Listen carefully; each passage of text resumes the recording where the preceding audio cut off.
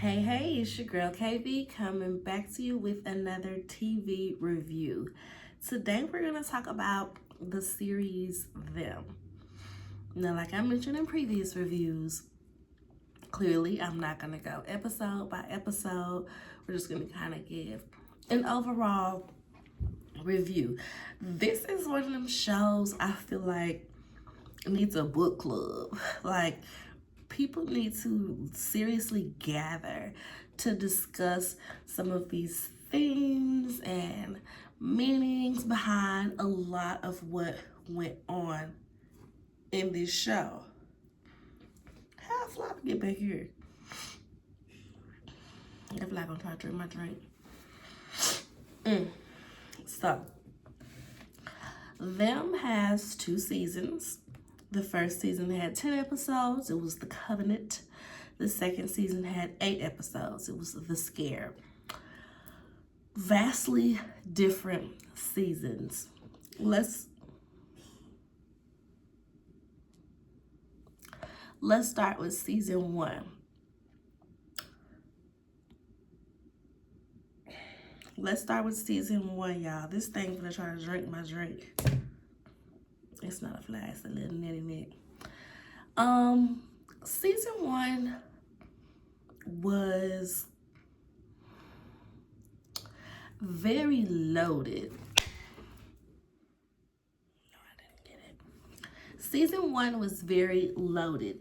There were too many themes, too many things going on, and it wasn't necessarily hard to follow. It was still pretty easy to follow, but it wasn't a smooth storytelling.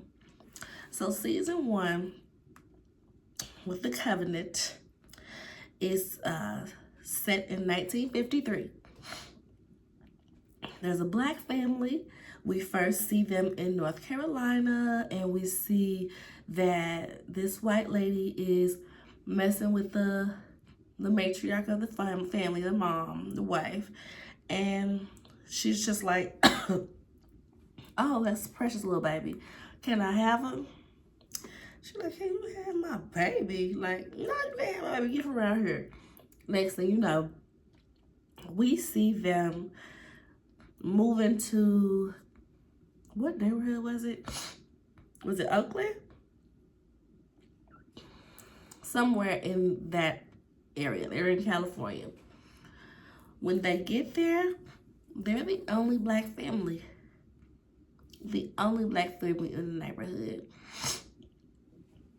So much so that when we're looking at the lease literally has a no Negroes clause. But the lady's just like, oh, we can ignore that. You know, that's not really as valid these days. Just skip on over that part. There is no way I'm moving somewhere where there is a no Negro clause in my lease, on my paperwork, on my mortgage. No way.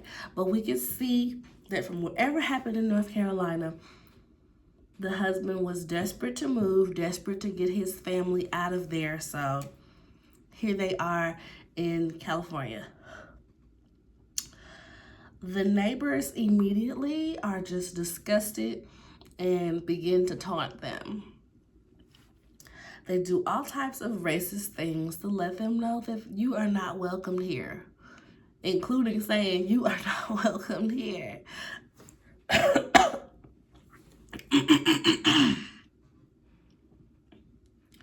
Girl, I thought that fly had got me.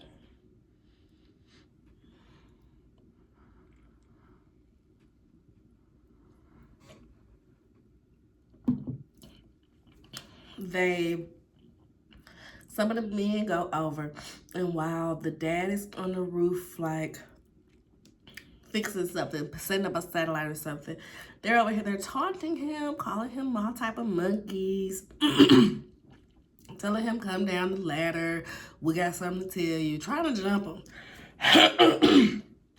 There we go. Trying to jump him, basically. He like, if I come down this ladder, it ain't gonna be cute for none of y'all.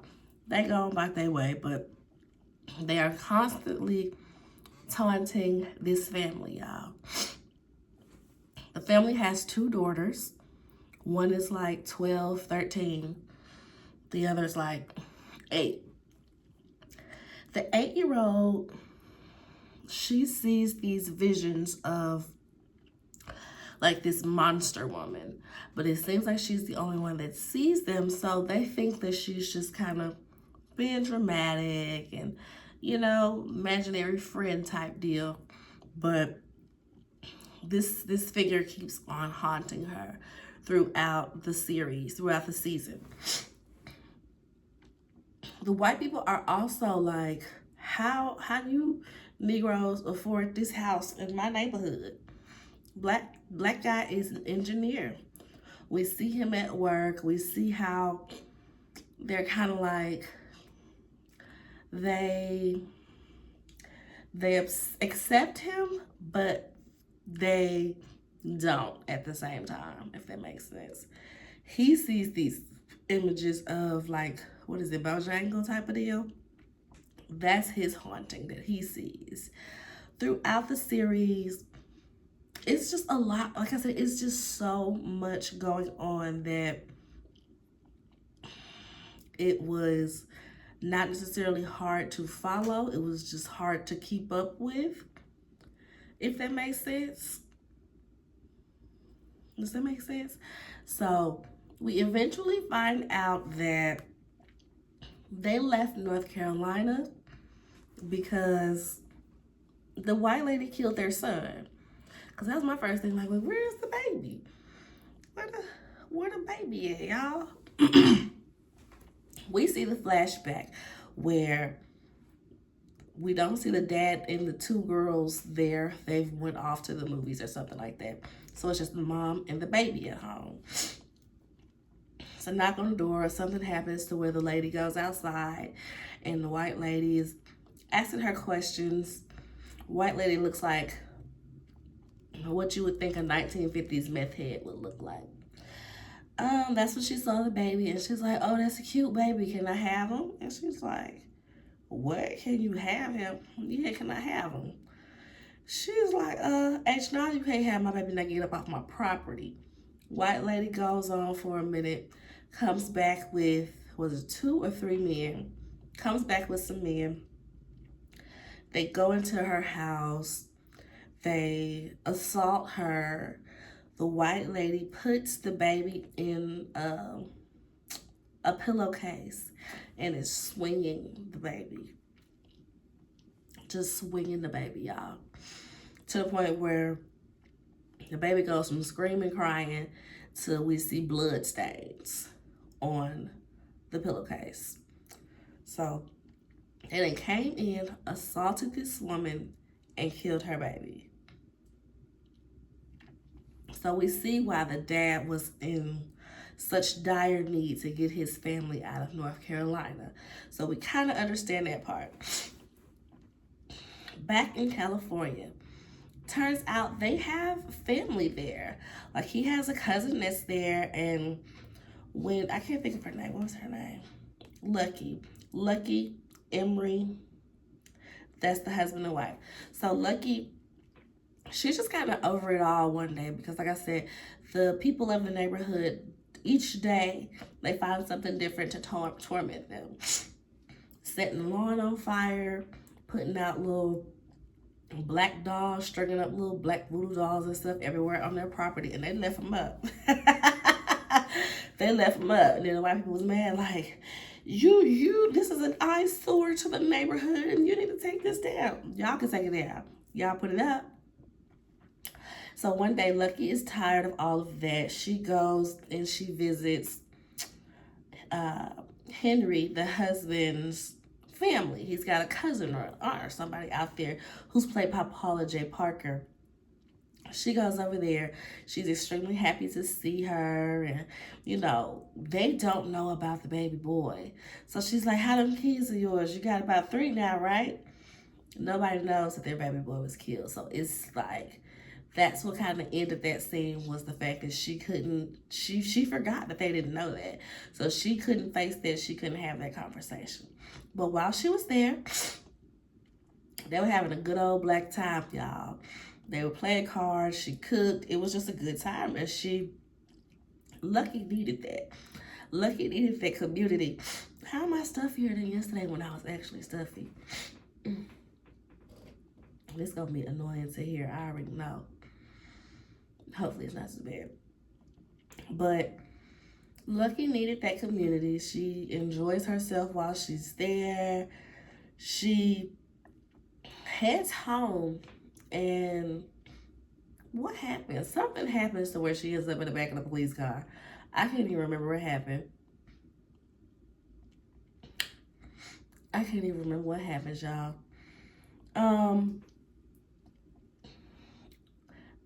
In this, they take small little dives into some of the neighbors' lives.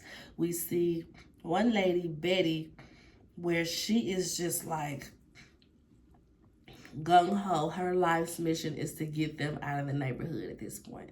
She can't have kids, so she they take little jabs at her here and there about not being able to have kids.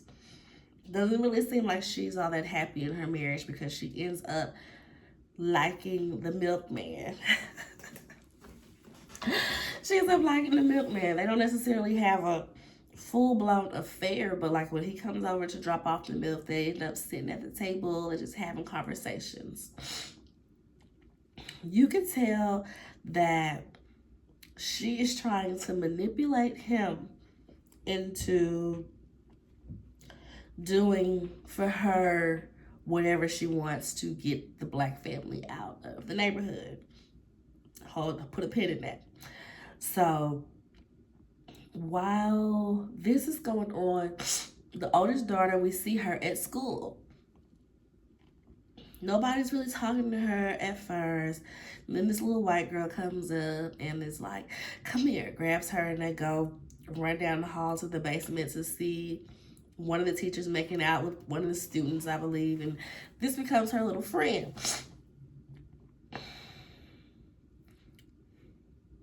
They end up like being friends, going on these little secret adventures together. But at the end of the season, y'all, we find out that little girl was not real. That little girl was a projection of what she wanted to be. She wanted to be white. She could understand why she couldn't be a white girl.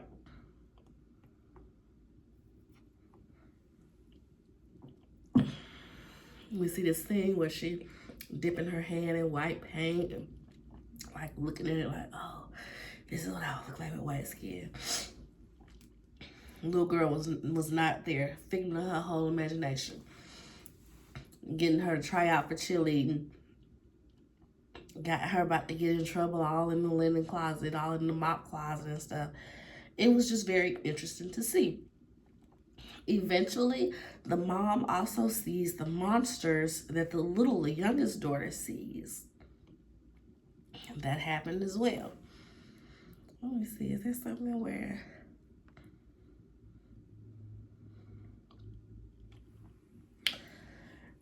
One day, they go over there and assault the dad, the men of the town. They tired of them being there. They didn't think it would take them this many days.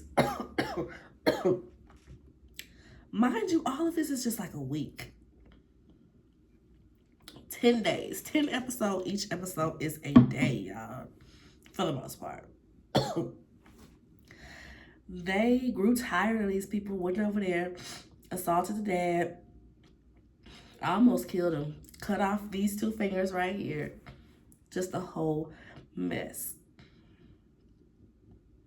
One day, they're about to leave, right? And were they about to leave? Something. We see her go back in, the mom, and there's this little box with the baby boy's initials on it. Y'all, that lady had dug up that dead baby and brought him with them. She was just like, I couldn't leave him. I couldn't leave him. I couldn't leave him. And they're outside while this is going on because the husband saw it. Was like, what is that? What is that? She was screaming, I couldn't leave him. The neighbors see it, so they like, she had a dead baby. She killed this baby. So, of course, they're saying that she killed this baby. Also, throughout the season, we see these themes of the girls being scared that their mom is going to go crazy again. And the younger daughter even thinks that the mom killed the brother because she's too young to really understand what was happening. Oh, excuse me. There was definitely a lot of turmoil, a lot going on within that family and what was going on. The husband has this guilt. Like I think the Bojangles character that he sees represents his guilt. Because he first popped up when he was at his work event. I felt like he just felt like he had to shuck and jive to be amongst these white people, even though he was an engineer. And the only other black people in the room were the help. He just kind of, was working on him. He did jail well. He met with some people. They shook his hand. So, like I said, they were pretty accepting of him overall, but you still the black man of the group.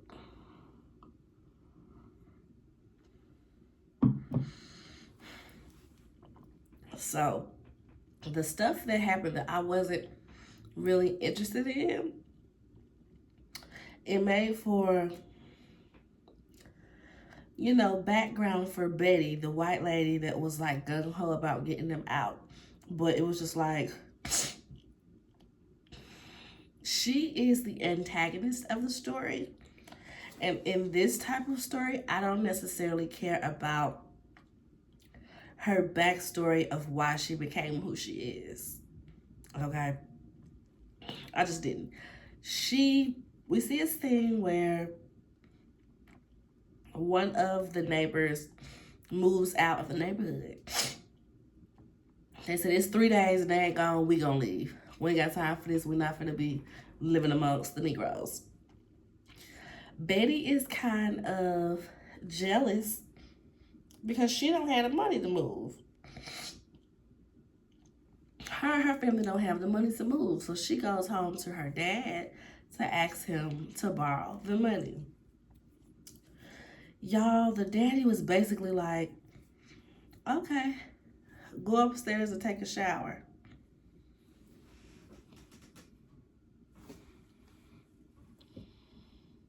Go upstairs and take a shower.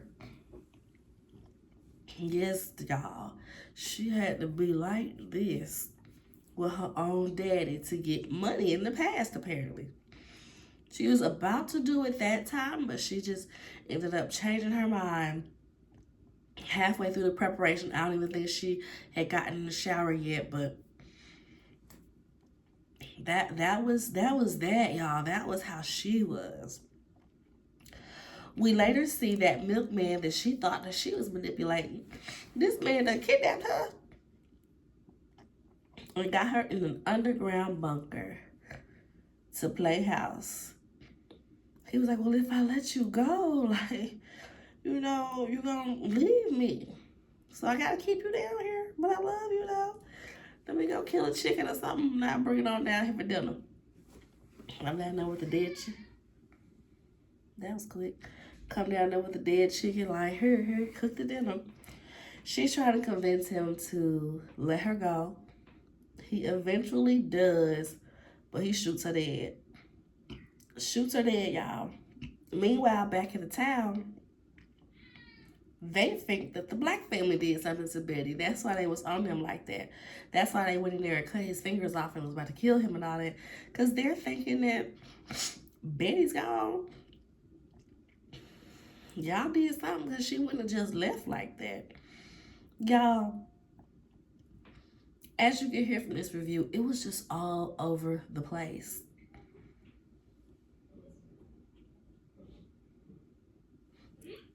Mm-hmm.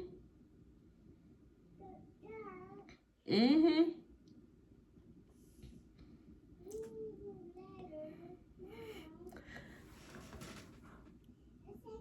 What she got for me?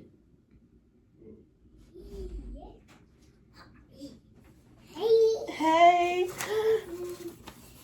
If you were a flower, Melina, look at that. That's too cute. Puppy?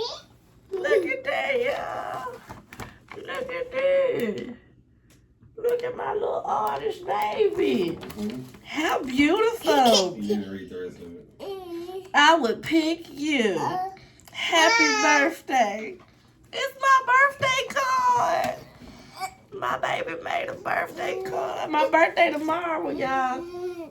Say happy birthday, mommy. Happy birthday, mommy. Happy birthday, Mommy. I love you. Just got the channel. That's what to do. Bye-bye. Say like the video. We ain't gone yet, but like the video. Thumbs up the video. Subscribe to mommy channel. Subscribe my channel. Shout out to my promo team. Thank you for my card. I love it. Say you welcome. You're welcome. I'll be out in a minute. Mommy. I'll be out in a minute, I promise. Come on, let mommy.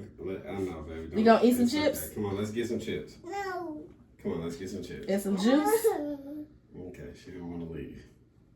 No chips and juice? She's serious about you coming on. Oh, Lord.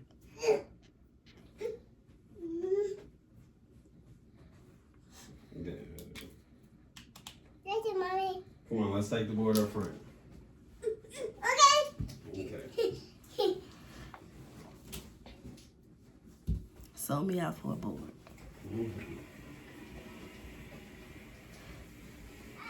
Hey. Bye. There you go. Great job.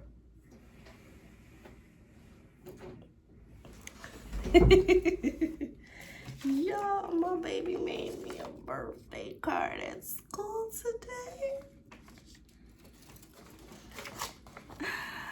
Look at her and Poppy. My heart. Okay. Where was that? The season. Betty ends up getting shot by the milkman because she's trying to make a run for it. Even though he lets her go, he's still like, if I can't be with you, nobody can. And I knew when she was trying to manipulate him that it wasn't going to work. I knew, I was like, girl, he gonna turn the tables on you. You need to be careful, girl. Nope. She just thought that she was gonna have her cake and eat it too. Okay? So that's why the family is getting harassed back in California, because they think that they did something to Betty. So that's why everything happened with them cutting off the husband's fingers, trying to kill him. I think they busted up his knee. It was just all types of craziness. And like I said, it ends with her being like, I couldn't leave him. Well, no, it didn't even end there. I couldn't leave him. I couldn't leave him. So she ends up getting put into a psych ward, of course. And at this psych ward, because this is the 50s, they are lobotomizing people. They are lobotomizing people. So once she realizes this, she's like, ooh, child, I gotta escape. So she does end up escaping. And on her way out, it's a black guard. And she's like going through the door. She's just like, oh, snap, somebody. And he's just sitting there with his paper like, I said, come on, black man, let her escape. Let her escape.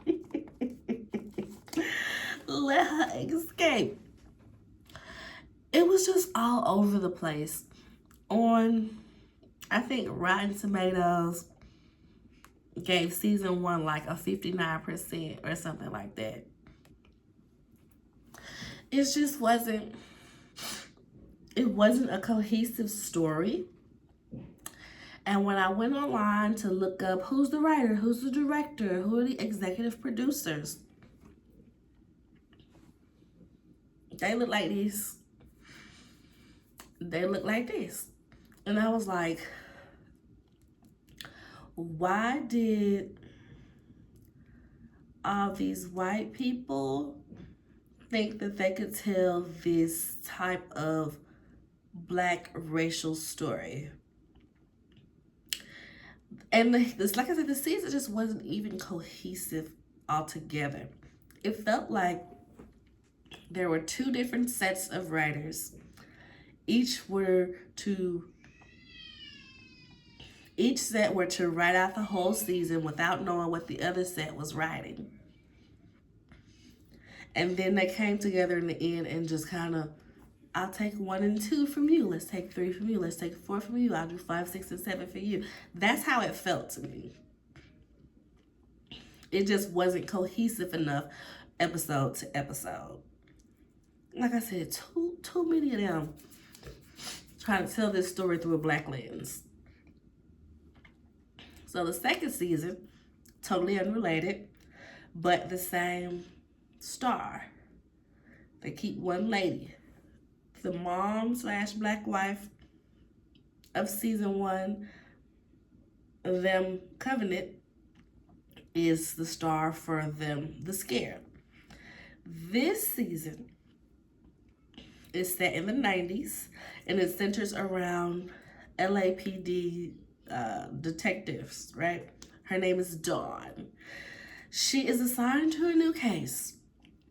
They get there and she's like, you know, what happened? They're like, oh girl, it's a mess in here. Like, whoo, this is gonna be crazy. They killed this older woman, whoever that is, killed this older woman and stuffed her under the sink, like dismembering her, like arms and limbs just looking all types of. They had her on her stomach with like her legs over her head and just looking all types of crazy. It was definitely given, this is not a person, this is a monster. This is a monster.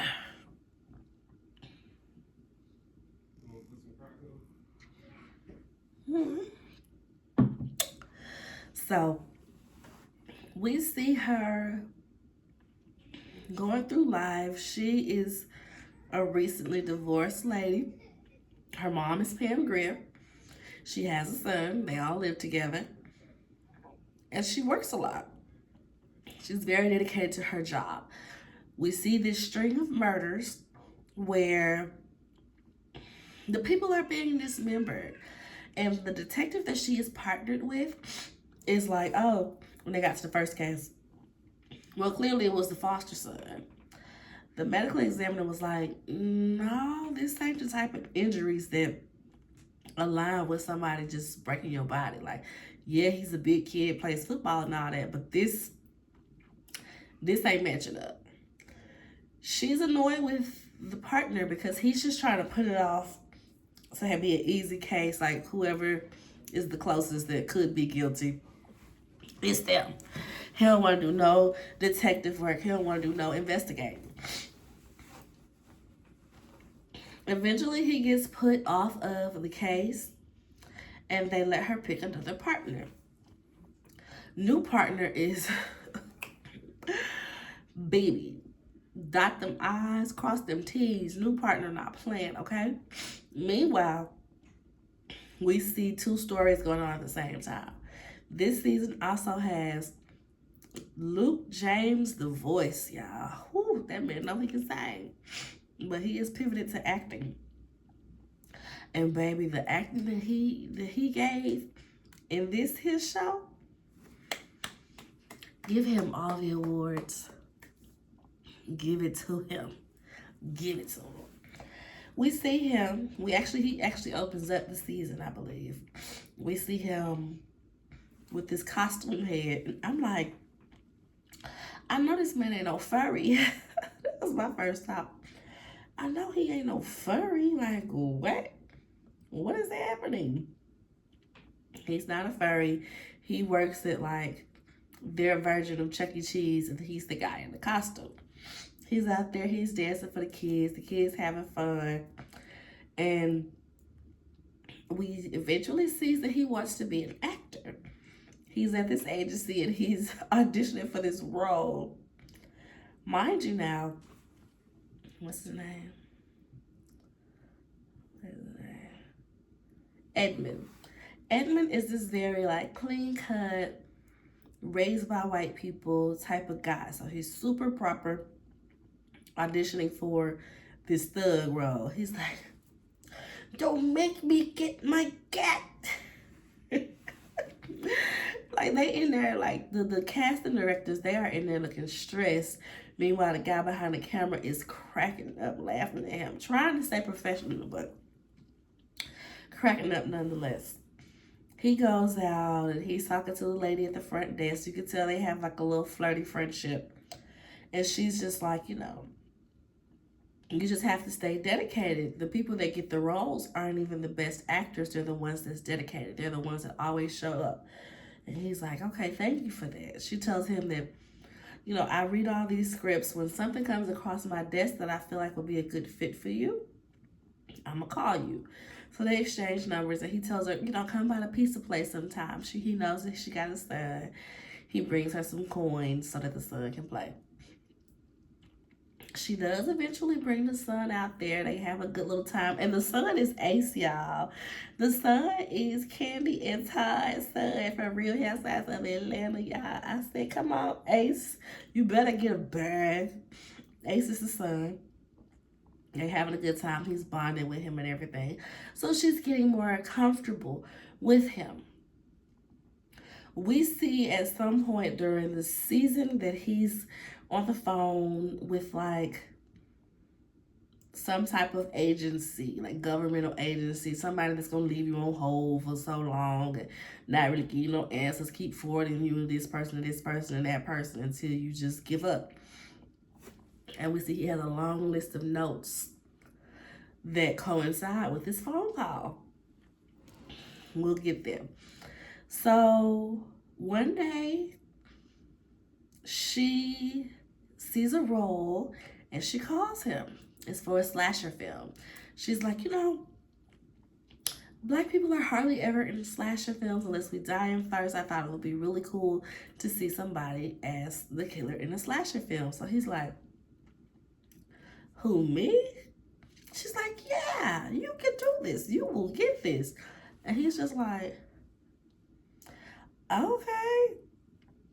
So he goes into studying mode, y'all. We see him watching these documentaries of these different serial killers.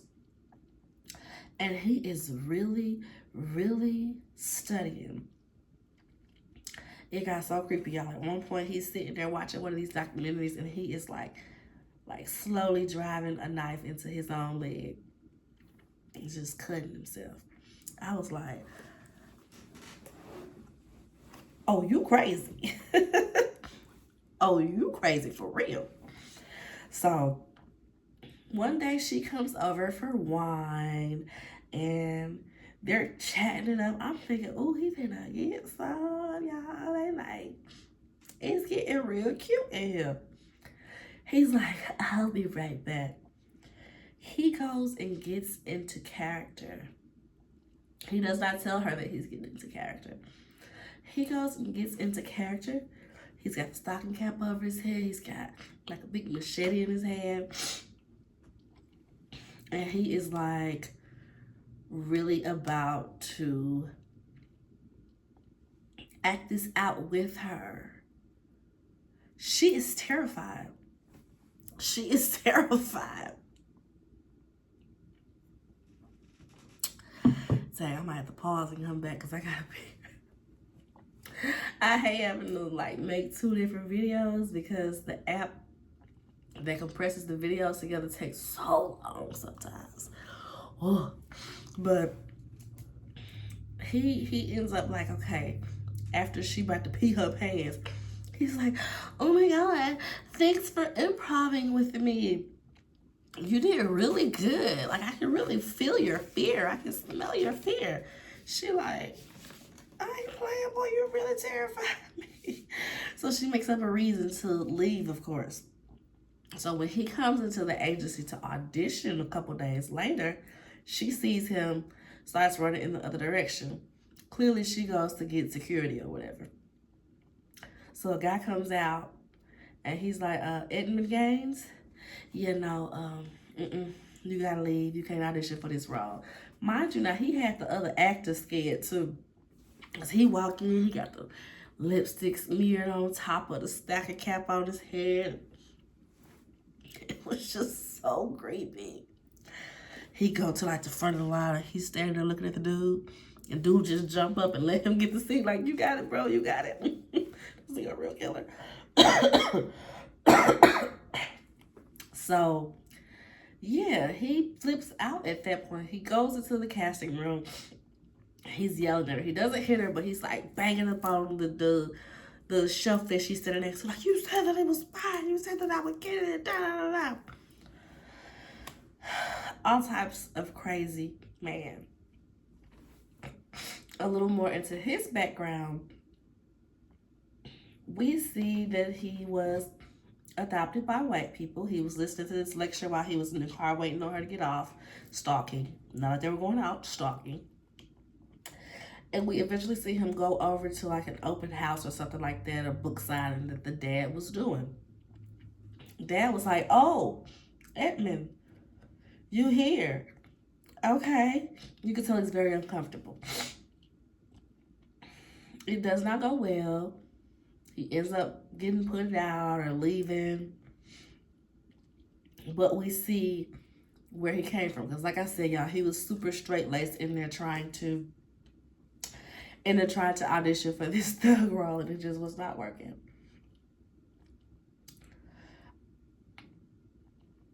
Back to Dawn, the detective.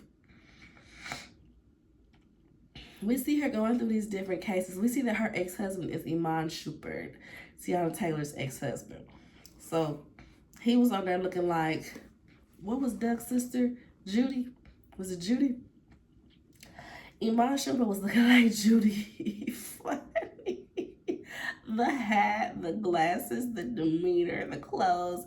He was giving Judy funny all up and through this show, and I couldn't take it seriously. I couldn't. But the dad was there for the son. The dad had moved away somewhere. Who knows where? I couldn't remember. But I think he was doing music, so he was on tour. So, like I said, we see these things go on throughout their family unit. She ends up having like a panic attack one day, goes to the doctor. They're like, okay, you didn't have like a heart attack or nothing, but she mentions that she has a history of heart disease because of her dad. So they were like, well, we're going to put you on these beta blockers just to be safe. She go home and tell her mom. Her mom is Pam Grier. Her mom is Pam Grier, y'all. Goes home and tells her mom. Her mom's looking all types of crazy. Like, why do you have these pills? Okay. The mom starts hallucinating one night, and she's just hearing, tell her what's in the box. Tell her what's in the box. And she's walking around the house, and there's a trail of the pills leading to this little box in the closet. I was like, ooh, Lord.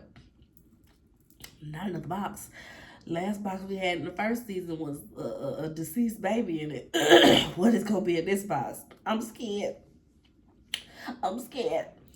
So when Dawn gets home that night, she hands her this paper and tells her, you were adopted. We are not your biological parents. That's why I felt the way about you taking that heart medicine. Because you taking this medicine off a man that's not really your daddy. Dawn flips because she's like a grown high woman, 40-something years old, just now finding out that she's adopted. That has to be tough. I can imagine that being tough. So with that, she's just kind of angry. She's not really talking to the mom. And, you know, stuff is going on at work. Her new partner is super duper thorough, y'all. Super duper thorough. We'll get back to that. So, Where we're gonna go next? Let's go to Edmund. Remember I told you he was like on hold all the time waiting on this information, had this long list of who he talked to, what was said and everything. He was trying to find his real family. Turns out he has a sister. Who's that sister, you ask? Dawn. Dawn's his sister. So one day he builds up the courage to go see her, goes to her house. He has her dressed and everything, goes to her house. And this was in the past because Dawn was still married. She was still married. Iman opens the door and he just assumes it's the neighbor. Oh, you must be the new neighbors. You're moving to the Robinson's house down the street. Okay, cool. Lets him in. He brought them a cake or whatever. He's in there talking to him. What's your name? My name's Edmund Gaines. Okay, this, that, and the third. They're talking. Dawn comes down and joins the conversation. The husband ends up saying like, oh yeah, she's a cop. She's a detective or whatever. And Edmund says, like your dad? She like, excuse me? He's like, I saw the picture in the foyer. I just figured it was your dad since it was a male figure. She's like, okay, yeah, okay, yeah, sure. She mentions how her dad died when she was younger, and he just kind of like, my dad died when I was young too. It was definitely given like, so what was your dad's name? Like that's where my antennas would have been. So what was your dad's name? Cause you kind of fixated with my daddy, and I don't understand why, and I don't know why you're here. But she was off her game, and we'll talk about why I think she was off her game a little bit later. She ends up kind of feeling like, okay, well, I don't know who this man is. He's acting real strange. She tells him, turn around and put your hands up. She checks his wallet. What name did he give you? Edmund Gaines. Okay, that's what it says here. I'm thinking he was going to have the paper with her information on it or something in his pocket. She was going to find it and they was going to get into the conversation. None of that happens. He just meets her, doesn't get a chance to say, I'm your brother, feels this rejection, goes crazy. Goes crazy, y'all. So what they showed about this was clearly 2 years earlier when Dawn was married and all that stuff like that. So she had forgotten all about this moment, forgotten all about it. Eventually, she finds out that she had a twin brother, y'all. So she was, like I said, the detective. Let's pick up that pen. The detective that she ended up getting second, younger guy, wasn't old. Well, I think he was like a Latino. Very thorough. So at one point, they're like following all of the leads, trying to figure out who this person is, because not only did the old lady get killed and dismembered, not beat up, but like bones all broken. There was like this drug dealer guy who also was murdered, and he had like sheets over his mirror saying that somebody was watching him. There was also these like Chinese twin girls who were the same way. They got stuffed into a small space, bones broken all up to fit them in there. So when they got this call about this Hispanic family and the mom was doing an exorcism on him, they were like, we might need to watch this closely. So they're outside while the exorcism is going on, and it seems like the exorcism is working per se, but the little boy is having a seizure. They call the ambulance. They bust in there when they hear all the commotion. They call an ambulance. The ambulance said, oh yeah, we'll be there in 10 minutes. 10 minutes? He'll be dead in 10 minutes. What you mean you're going to be here in 10 minutes? She puts the little boy in her car. The other partner stays there to like calm everybody down. Big mistake. I already knew stuff was going to go wrong from there. As she has the little boy in the back seat and she's driving him to the emergency room, she's calling like, yeah, I'm going to need this. We pulling up to the blah, blah, blah, blah. Making sure that they had the gurney and everything ready. Y'all, we see it happening real time this time. And he's like, bones all breaking. gets there, little boy is dead. So, of course, she's being investigated as killing this little boy because, I mean, how else could he have died, right? Right? So, in this, the partner is still kind of helping her on the low because he don't want to get in trouble as well. But he's done a lot of investigating. She eventually gets cleared of it. And he eventually is telling her how, because they're asking her when they were doing the interrogations, like, you had some ties to a lot of these murders. And she's like, no, I don't. Like, I really don't. And they're like, but you really do. So as she's talking to the partner, she finds out that she was a foster kid with the lady that was the first murder. How they expected her to remember that when it was like from birth till 3 was just ridiculous to me. But they expected her to remember that, or was just using this as a case of why she was guilty, rather.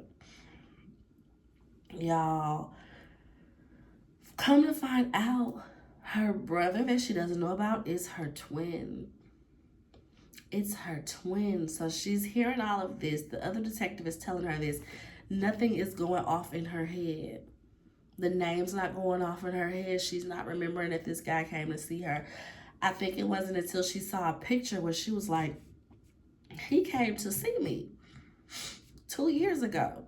He came to see me. Where is he? She wants to go find him. Y'all, guess what? The brother died 2 years ago. He committed suicide and died 2 years ago. We end up seeing these clips of his auditioning tapes where he was talking about how he wanted her to feel something too. I'm stuck with all these memories, all this trauma from how we grew up, to whereas you don't remember any of it. And he just took himself out of this world after, killing the casting guy who was behind the camera who was laughing at him. He did kill him while he was alive. So, come to find out, he was very much the killer in all of these murders, and he was trying to get her attention. He started with the foster mom and stuffed her in their hiding place when they were kids, hoping that she would remember. We see some flashbacks of that because when she goes back to visit the house after finding all this out, she's like, well, maybe I'll see some clues. She realized that a lot of the stuff that she saw that first day that she went in there taking notes was from her memory and was not real life. It was not real life, y'all. Excuse me. How unladylike. Specifically, there was this closet with dirty diapers and broken toys and like the remnants of some type of box in the corner. That wasn't there. That was in her memory. And the box that was in the corner was a box that the foster mom used to stuff them in when they were bad. Stuff them in a wooden box and lock it. So the flashback we see of her with the brother is a little boy. She's still herself going through this. And they get in trouble and the foster mom is chasing them around like, y'all get over here. And that's when they go hid up under the sink. So she was like, you put her there. Hey, mommy working. She's like, you put her there so that I would find you. And she's kind of just communicating with him as, from the other side, basically. Where is your daddy? He just gonna let you be in here? I guess this one, let me hurry up. Stop messing with my light.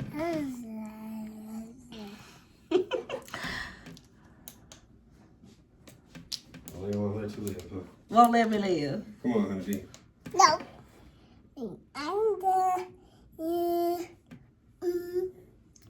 This is all day. You gonna eat some chips? No. Come on, honey. I'll be out in 5 minutes, okay? What's the light? Yeah, you turned off my light. I'll be out in 5 minutes, okay? Go blow some bubbles with Daddy. Oh Yeah, no. I did that. Bubble gum. Bubbles gone. Yeah. We're not blow bubbles. Okay, go eat some chips. Go drink some juice. Go call Gigi. Do you eat the food? Gigi want to talk to you. She been trying to talk to you. Okay. He come and give me 5 minutes. 5 minutes. Gigi can get me 5 minutes. Granddad gonna get you. And then you'll go to Gigi's tomorrow. Okay. All right, love y'all.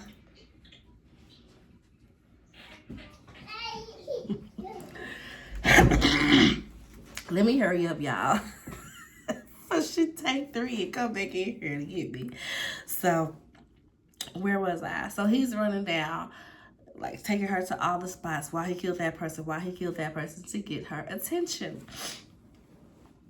We also see the son get possessed.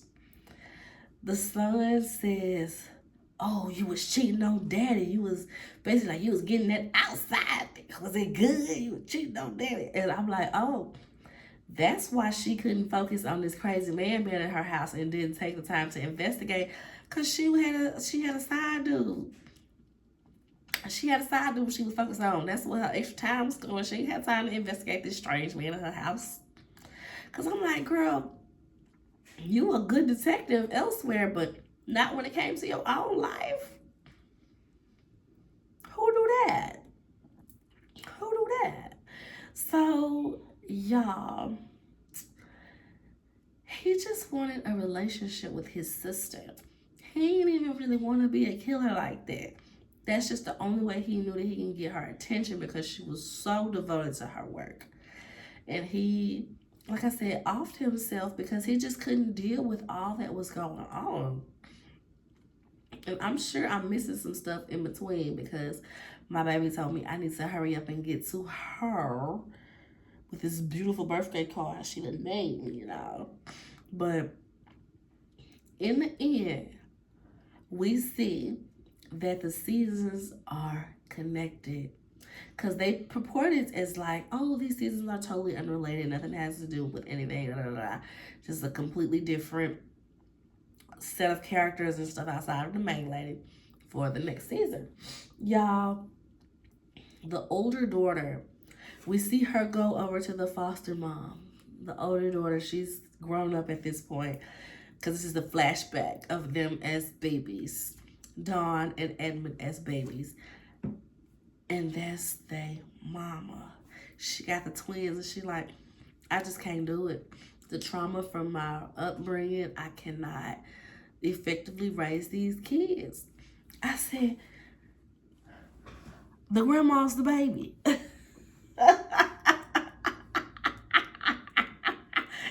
Y'all, the grandma is the baby. Because technically, she her own grandma, because she played the mama in the first season, and she the daughter, and she's the daughter's daughter in the second season. So the grandma is the baby, y'all. It was so well done. The second season got like 100% on Rotten Tomatoes. Like I said, the first season got like 59%. The second season got 100%. And I feel like a big part of that is that they didn't try to tell a racial story. Because like I said, this is a lot of white Jewish people that are the writers, producers, directors. They didn't try to tell a racial story. It was set in a time where it was very racist, because they did mention stuff like the Rodney King beating and stuff like that, but they didn't try to dig into a racial story that they were unfamiliar with. And they also had a heavy hitter like Luke James, who just blew the season away. Blew the season away, y'all. I really hope it gets renewed for a third season. It's so many different ways we can go to where it's lightly connected to the previous seasons. And I would be so excited to see where they go with it. Like I said, season 2 was just amazing. Amazing, y'all. What else? Is there anything else I want to mention about this before I get up off of here? Oh, the mama gets murdered. Pam Grier gets murdered, y'all. She works in like a little toy shop and he beheads her. He beheads poor mama. It was just a mess. It was a mess, y'all. Beheaded poor mama. But yes, really good season. If you haven't watched it, go and watch it right now. If you have watched it, get down in the comments and tell me what you thought about season 1 versus season 2. If you made it this far, thank you. Thank you. I appreciate you. You loyal. You real. You honest. You kind. Because between the sniffling and the baby, I can see where you'll be like, girl, get to it. So if you made it this far, I love you. I love you so much. Please like the video, thumbs up me, baby. Subscribe to the channel if you haven't already. Share this with a friend who has seen the series, or share this with a friend who's like, I don't know if I'm gonna really watch it. I gotta know it's good first. Share it with everybody, y'all. Share it with everybody. But please, at the very least, like the video, because that, you know, ups my algorithm and puts me on other people's feeds as far as like pop up and see my lovely face on their home screen. I have been talking for an hour. I did not know that I was talking for an hour. But let me get on out of here so I can spend a little time with my baby before she goes, because y'all see she made me this beautiful birthday card. My birthday is tomorrow or today, depending on when this go up, because sometimes my YouTube be acting crazy. But my birthday is Saturday, the 8th. Gemini gang gang, okay? Yeah, Kanye changed his ways, but me, I'm still an old school Gemini. Let me jump in that bed. Let me jump in that bed. Let me jump in that bed. Yeah, I think that's it, y'all. Watch the video, like the video. Let me go be a family woman for a little bit, man. I should have told a story like this because it's some campfire tales.